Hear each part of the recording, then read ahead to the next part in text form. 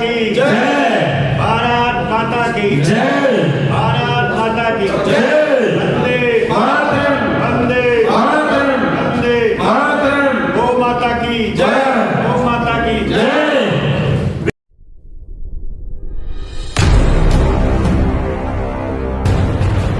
नमस्कार, आप देख रहे हैं मिनी संसद और मैं हूं Manoj Suradi. Federation for new states कहते हैं भारत छोटे राज्यों का समूह था एक समय पे, जब गणतंत्र कहते थे। और गणतंत्र का मतलब भी क्या है? गण यानी वो छोटे से छोटे राज्य या छोटे से छोटे प्रदेश, और जितना छोटा प्रदेश होगा उतना बेहतर उसका प्रबंधन होगा, ये सब मानते हैं। संविधान में भी एक परिकल्पना की गई थी कि राज्यों को इस तरह से पुनर्गठित करने की जब बात कही गई थी तो इसीलिए कही गई थी कि भाई बेहतर से बेहतर राज्य बनाए जाएं, छोटे से छोटे राज्य बनाए जाएं। और ये अब तक ऐसा माना गया है कि छोटे राज्य अच्छी प्रगति करते हैं और जस्टिस, न्याय सब कुछ दिलाने में समर्थ रहते हैं। आज हमारे साथ इतनी बड़ी टीम है जो फेडरेशन फॉर न्यू स्टेट्स के लिए, ऑल इंडिया के लिए ऐसी टीम है जिन्होंने कहते हैं कि इमरजेंसी के टाइम से लोग लगे हुए हैं छोटे राज्य बनाने के लिए, और कई राज्य इनके हाथों से, इनके संघर्ष से बने भी हैं। और अब कुछ नए राज्यों की बात हो रही है, बहुत सारे नए राज्य हैं। मैं एक एक करके बात करूंगा। सबसे पहले तो मैं पहुंचूंगा जो सभा के अध्यक्ष हैं और इस पूरे प्रोग्राम को भी गाइड करते हैं, हम उनके पास जाएंगे और उनसे परिचय जानने के बाद पूछेंगे कि आज के प्रोग्राम का मुख्य उद्देश्य क्या था। सर, सबसे पहले तो आप बताइए कि कितना समय हो गया, एक छोटा सा ब्रीफ इंट्रोडक्शन के साथ। मेरा नाम बाबा आर के देव तोमर है। मैं इमरजेंसी के टाइम से, इंदिरा गांधी के टाइम से छोटे राज्यों के लिए लगा हुआ हूँ, क्योंकि छोटे राज्यों में निहित है डेवलपमेंट, और लोगों की जो आवाज़ है वो सरकार तक पहुंच सकती है, और डेवलपमेंट भी इसमें हुआ है। जो छोटे राज्य बने हैं उनका डेवलपमेंट हुआ है। पहले तो जब अंग्रेज यहाँ से गए तो उस टाइम तो ये सारी छोटे छोटे स्टेट थी, ये करीब 540 स्टेट के लगभग थी। तो इसमें एक आयोग बना था जो सीमा आयोग जिसका नाम हुआ, उसने कहा कि 1 करोड़ से नीचे का प्रदेश नहीं होना चाहिए, 3 करोड़ से ऊपर का प्रदेश भी नहीं होना चाहिए। तो उस हिसाब से आयोग इन्होंने बनाया, और आयोग के टाइम उन्होंने 16 प्रदेश और 8 केंद्र शासित प्रदेश बनाए। तो ये क्यों बनाए और आगे क्यों नहीं बना रहे? तो जिस तरीके से जनसंख्या बढ़ती जाती है तो डेवलपमेंट रुक जाता है। लोग जनसंख्या के ऊपर ही बिजली दो, पानी दो, ये दो, उसी में सीमित हो जाते हैं। लोकसभा की सीटें भी बढ़ाई जाने की बात हो रही है, नई संसद हमने बना ली, नई तरह के कह रहे हैं कि एमपी का एरिया, क्योंकि आबादी बढ़ गई तो फिर से रीडिफाइन होगा, जिसे डीलिमिटेशन कहते हैं। तो क्या राज्यों का डीलिमिटेशन नहीं होना चाहिए, और क्या उसके लिए संघर्ष ही करना चाहिए? खुद क्यों नहीं सरकार करती? क्योंकि लगातार आप संघर्ष करते रहे हैं, बहुत सारे संघर्ष। आप थोड़ा सा बताइए कि कहाँ कहाँ संघर्ष किया और सफलता मिली आपको।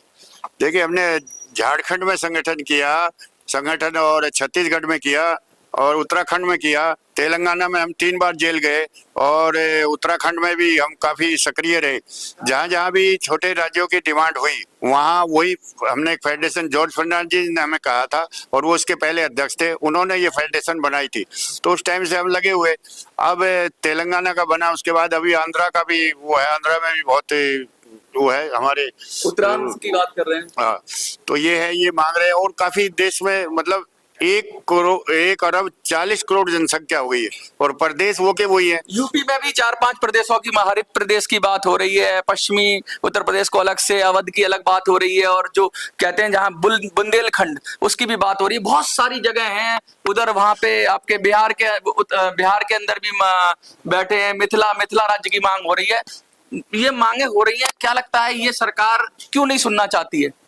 सरकार को एक बहाना है। जब वाजवानी साहब ने ये कहा था कि आप जिस प्रदेश से आपका बहुमत प्रदेश से समर्थन आ जाएगा, पास हो जाएगा, तो उस प्रदेश को हम बना दिया जाएगा। लेकिन तेलंगाना बना, वहां से तो कभी प्रश्न वो आया ही नहीं।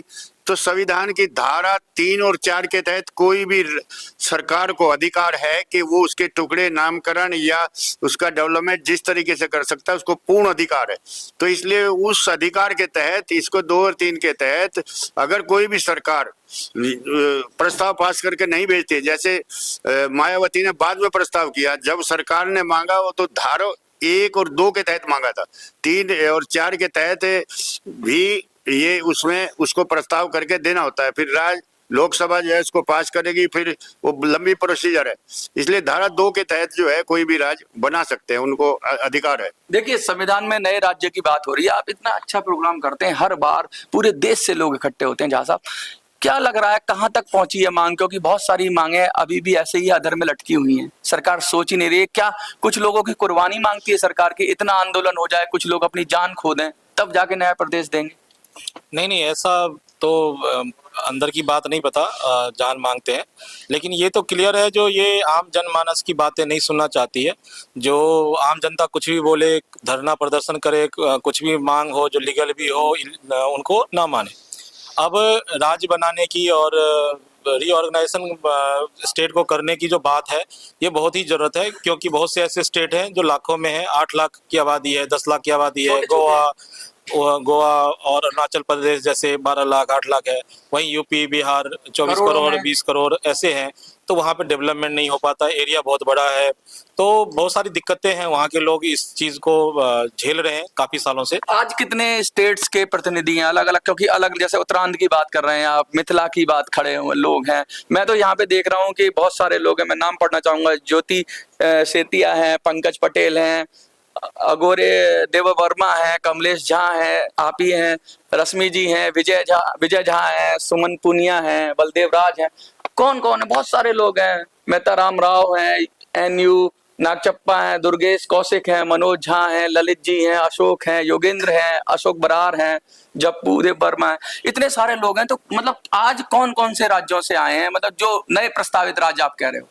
नहीं, हमारे 22 प्रदेशों की मांग है जो देश के हर क्षेत्र में आज से नहीं बहुत सालों से चल रहा है, करीब 70 साल देश जब से आजाद हुआ तब से। और जहाँ तक मिथिला की बात करें तो मिथिला नाम तो पहले देश हुआ करता था, और मैथिली भाषा माता सीता जानकी की नगरी है, और जो जिसकी मांग बहुत सालों से होता आया है, लेकिन सरकार हमारी बातों भाषा का दर्जा मिल भी गया है, अष्टम सूची में भाषा की आ गई है, डाल दिए गए हैं श्री वाजपेयी जी के गवर्नमेंट में, लेकिन अभी हमें राज्य का दर्जा नहीं मिला है। हम चाहते हैं जो हमारे संस्कृति लिपि और वहाँ की संस्कृति बचे, वहाँ की क्षेत्र के विकास हो, तो इसके लिए हम लोग मिथिला राज्य की मांग बहुत सालों से कर रहे हैं। और जो हमारा जो तीसरे अभी जो हम लोग विकल्प चुन रहे हैं, भारत अलायंस कर रहे हैं, जो फेडरेशन फॉर न्यू स्टेट, और देश के जितने भी छोटे पॉलिटिकल पार्टियां या बड़ी पॉलिटिकल पार्टी जो हमारे साथ आना चाहती है, मिलना चाहती है, उनको साथ लेके और फेडरेशन के साथ मिलके भारत अलायंस बना के 2024 के इलेक्शन में हम लोग उतरने वाले हैं। देखिए, इंडिया आ गई मैदान में, ठीक है, NDA तो है ही मैदान में, अब आया है असली मैदान में भारत। क्या कहेंगे आप? सबसे पहले तो अपना परिचय और कौन से राज्य की बात कर रहे हो, ये भारत जो कॉन्सेप्ट आया है कि भारत के रूप में लड़ा जाए चुनाव, थोड़ा सा अपना परिचय दीजिए और फिर बताइए। नमस्कार, मैं मेहता रामा राव, IRS जॉब छोड़ के मैं उत्तर आंध्रा डेवलपमेंट के लिए आया हूं। अभी उत्तर आंध्रा प्रजा पार्टी हम खड़ा कर दिया दल। अभी जो 2024 अप्रैल में होने वाला चुनाव में, वो असेंबली का भी है और लोकसभा के भी इलेक्शन में 8 MP स्थानों में और 53 MLA सीटों में हम लड़ेंगे इलेक्शन में। और ये छोटा राज्य है, हिंदुस्तान में अभी 150 करोड़ का ज़्यादा लोग हो गया, और उनके लिए कम से कम 75 स्टेट चाहिए, ये हमारा मुद्दा है। उत्तराखंड की मांग बड़े जोर शोर से उठा रहे हैं। या जरूर है, क्योंकि वहाँ 2 करोड़ लोग हैं, 450 किलोमीटर सी कोस्ट है। अभी निकला है तेलंगाना फिर से एक और विभाजन। अभी भी आंध्र प्रदेश बहुत बड़ा राज्य है, क्योंकि दक्षिण भारत में इसे तमिलनाडु से भी ज्यादा बड़ा प्रांत है। ये 1000 किलोमीटर एक कोने से एक कोने तक है। अच्छा, और कौन से राज्य से कौन लोग आए हैं जो बात करना चाहेंगे? आप कहाँ से आए हैं सर? थोड़ा सा आगे आ जाइए। गुजरात में। अच्छा, लास्ट टाइम भी आपने बात करी थी गुजरात के अंदर वो जो आदिवासी वाला मांग रहे हैं, आदिवासी प्रदेश मांग रहे हैं, थोड़ा सा आगे आ जाइए। आदिवासी प्रदेश में कहाँ, कौन सा एरिया पड़ेगा? आदिवासी प्रदेश में गुजरात के जो ईस्टर्न बेल्ट है, ट्राइबल रीजन, वहाँ पे हमने आदिवासी प्रदेश का मांग किया है। तो क्यों, क्या लग रहा है कि गुजरात तो कहते हैं बहुत डेवलप है, और मोदी जी इतना कहते हैं गुजरात से आए और गुजरात के काम के ऊपर पूरे भारत पे राज कर रहे हैं, वहां भी आदिवासी रह गए, वहां भी ऐसा डेवलपमेंट नहीं हुआ, गुजरात में भी ऐसा कुछ है क्षेत्र क्या? गुजरात में आदिवासियों का डेवलपमेंट ही नहीं हुआ, सीधे और सब जगह पे हुआ है आदिवासी का डेवलपमेंट। अच्छा, तो ये गुजरात का कौन सा हिस्सा है? क्या महाराष्ट्र से लगा हुआ हिस्सा है या कौन सा हिस्सा है गुजरात का? गुजरात का ईस्टर्न बेल्ट है, ट्राइबल बेल्ट। अच्छा। और महाराष्ट्र का ट्राइबल बेल्ट है, दोनों को मिला के तो मतलब गुजरात का और महाराष्ट्र का मिला के आप आदिवासी प्रदेश की बात कर रहे हैं। कितना संघर्ष हो गया और कितनी पॉपुलेशन है और कितने जिले इसमें इफेक्टेड है? उसमें 2 करोड़ से ज्यादा पॉपुलेशन है और 15 से ज्यादा जिले है। और बाबा जी के साथ हम 2007 से लगे हुए हैं आदिवासी प्रदेश बनाने के लिए। उम्मीद है सरकार सुनेगी? हाँ सुने कि सुनना ही पड़ेगा ना। अब हम पॉलिटिकल मैदान में आ गए हैं, नहीं सुनेंगे तो ट्राइबल वोट नहीं सुनेंगे तो लड़के अपना अधिकार ले लेंगे, चुनाव लड़ेंगे। डेफिनेटली ले लेंगे। अब तो सोशल मीडिया आ गया है, यंगस्टर अभी आदिवासियों में भी एजुकेशन आ गया है ना, तो अब तो सब जाग गए हैं। अब ये नहीं सुनेंगे तो ये खत्म हो जाएगा, बीजेपी भी खत्म हो जाएगी जैसे कांग्रेस खत्म हो गई। देखिए साफ साफ कह रहे हैं कि अगर मांग नहीं मानी छोटे स्टेट्स की तो ये बीजेपी भी खत्म हो जाएगी जैसे कांग्रेस खत्म होगी। कुछ और लोग हैं अलग अलग जगह से, हम उनसे बात करेंगे। जी सर, कहाँ से हैं आप? मैं उत्तर प्रदेश से हूँ हाँ, और भारत अलायंस जो है इसका मुख्य संयोजक या फाउंडर जो भी कह सकते हैं। दिखाइए जरा भारत अलायंस को एक बार। 2 अक्टूबर को मेरठ में, जहाँ से 1857 में क्रांति शुरू हुई, क्रांति शुरू हुई थी, दिल्ली तो पे वहाँ- चढ़ाई कर दी थी। हाँ, पूरे फिर आज़ादी की 90 साल तक चली, फिर 1947 में आज़ाद हुआ भारत। तो उस भूमि से हूँ, उस क्रांति धरा या क्रांति तीर्थ से हूँ। और हमने 2 अक्टूबर को आपके 11 राज्यों की 41 पार्टीज उनको जोड़ा था, और मेरठ में तमिलनाडु, आंध्रा, केरल, इस तरह से तेलंगाना वगैरह से 11 राज्यों से वहाँ पार्टीज आई थी। वहाँ से हमने इसकी शुरुआत की। फिर दूसरी मीटिंग आपने क्या नाम, सूद साहब ने और इन सब ने मिलके, झा जी ने यहाँ की थी दिल्ली में। उसमें अब कितना क्या सिनारियो है, आप कितना पहुंच देखिए, गए? हमारा ये है कि इस बार जो पुराने हम लोग जुड़े हुए हैं वो तो हम इस चुनाव में नहीं जा रहे हैं 24 में, परंतु जैसे आप जुड़े हैं नई पार्टी या और लोग जुड़े हैं, मतलब दो विंग हो जाएंगी, एक सामाजिक हो जाएगा, एक पॉलिटिकल हो जाएगा। नहीं सुनिए पूरी बात आप। तो उसमें क्या है कि जो लोग नए जुड़े हैं और 1-2 साल से तैयारी कर रही हैं पार्टीज, उनको हम उनके स्टेट में, उनके क्षेत्र में, लोकसभा सीट पे जाके समर्थन करें। सारे भारत के जितने भी हमारे पार्टी जुड़ी हैं, लगभग 125 पार्टी जुड़ चुकी हैं, हम वहां जाके समर्थन रहेंगे और उनको जिताने की कोशिश करेंगे। गली गली घूमेंगे, मोहल्ले मोहल्ले घूमेंगे हम, और इनको जिताने की कोशिश करेंगे। ठीक है, आपसे परिचय जानना चाहूंगा आपका, पहले तो थोड़ा सा परिचय, और किस स्टेट के लिए आप बात कर रहे हैं? मेरा नाम आयुष्मान भारत है और मैं स्टेट के लिए पूरे भारत के लिए बात कर रहा हूँ। ये जो स्टेट चल रहा है ना, अब हमने मांग करना छोड़ दिया है। जो युवा है ना, जैसे सर ने बोला, अभी 125 पार्टी अलायंस कर चुके हैं और हमारी अभी 100-150 पार्टियों से बात चल रही है। तो मुझे जहां तक भरोसा दिया है कि हमारी सबसे बात हुई है कि मार्च के एंड तक हम करीब 250 के ऊपर जाएंगे। जो भारत अलायंस है इसको हम बनाएंगे, और जो हमारे लोग चुनाव लड़ेंगे भारत अलायंस के थ्रू, हम उनको पार्लियामेंट और वहां पे भेजेंगे, और वो जाके सरकार से अब मांग नहीं करेंगे और वो लिखित देंगे कि इसको अभी के अभी ये स्टेट को स्टेट का दर्जा दिया जाए, जो भी है मांग। तो अब हम मांग नहीं करेंगे, हमने इसी पे कार्य किया है। सत्ता में आके करेंगे हम अच्छा, भारत की तो बहुत आ गई, लेकिन मैं फेडरेशन फॉर न्यू स्टेट्स पे जाना चाहूंगा। तो कौन लोग और हैं, कहीं कोई अलग अलग जो राज्य की मांग कर रहे हैं? विजय जी आप थोड़ा सा आगे आ जाइए। मिथिला की त्रिपुरा वाले कहाँ गए?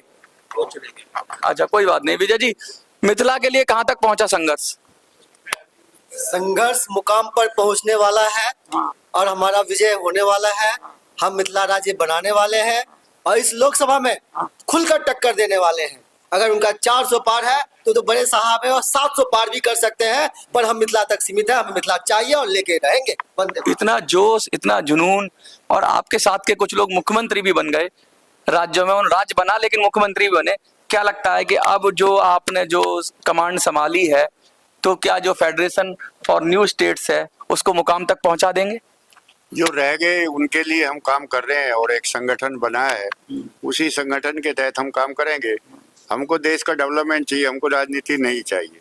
जो राजनीति में लोग हैं उनको आगे बढ़ाएंगे, वो अच्छे काम करें, तो यही हमारा मोटो मुद्दों पे आधारित राजनीति की बात कर रहे हो आपकी, जो आपके मुद्दों को समर्थन करेगा आप उसको समर्थन करोगे। क्या बीजेपी अगर चाहे फटाफट, मैनिफेस्टो में तो है ही उसके स्मॉल स्टेट्स के लिए 2-3 स्टेट्स बना दे, तो समर्थन कर देंगे आप? देखिए, बीजेपी ने पहले भी किया है, हाँ।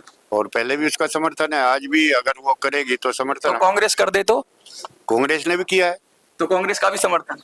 कांग्रेस का मतलब भी मुद्दे पे जो पार्टियां आपके समर्थन जो काम करेंगी, जैसे उत्तरांध्र वाली पार्टी है, अगर ये कर रही है तो आप इनका साथ दे रहे हो।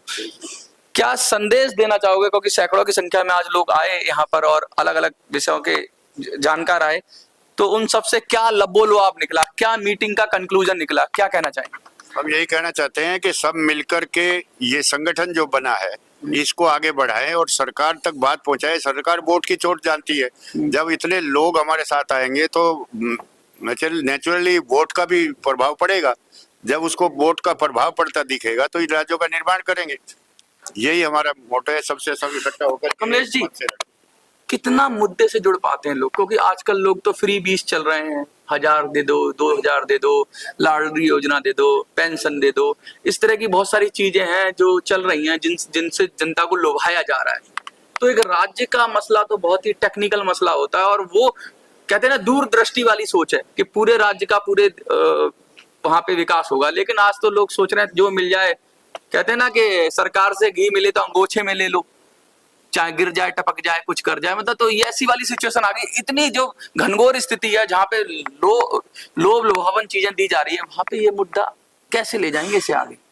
नहीं, ये जो मुद्दा है ये सरकार, जितने भी सरकार इस तरह से प्रलोभन दे रही है और उसका लोग उठा भी रहे हैं, सरकार का साफ नियत है जो पब्लिक को, आम जनता को भिखारी बना दो, वो भीख मांगते रहें और हमारे टुकड़ों पे पलते रहें, उनको विकास मत करने दो, उनको अपने ब्रेन को डेवलप नहीं करने दो, उनको पढ़ने लिखने नहीं दो, 5 किलो गेहूं पे को खाने दो, चावल खाने दो, उन्हीं तक उनको सीमित रखो। ये अंग्रेज के टाइम से ही चलता आया है, अंग्रेजी भी यही नीतियां अपनाती थी, आज के जो जितने भी राजनीतिक पार्टी हैं वो भी यही अपनाती है।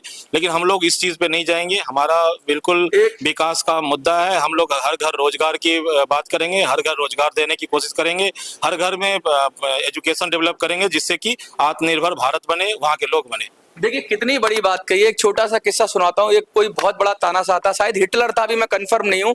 उसने क्या किया, एक मुर्गे को लिया और उसके पंख खींच दिए, पूरी तरीके से उसको घायल कर दिया, पंख खींच खींच के फेंक दिए, और फिर कुछ उसके आगे दाने डाल दिए, और फिर वो मुर्गा उसके पास आ गया उस दानों को खाने के लिए। तो भारत की स्थिति भी कमोबेश ऐसी हो रही है कि जनता को निचोड़ दिया जा रहा है, जनता को तरह तरीके से जनता त्राहिमाम कर रही है, और फिर कुछ दाने अनाज के डाल दिए जाते हैं उसके आगे, और जनता फिर उसकी वाह वाह करती है, जय जयकार लगाती है। ऐसी विषम परिस्थिति में भी कुछ लोग बैठे हैं जो कह रहे हैं नहीं, हम विकास करेंगे, हम पंखों की बात करेंगे, हम दाने की बात नहीं करेंगे, हम विकास की बात करेंगे। देखते रहिए।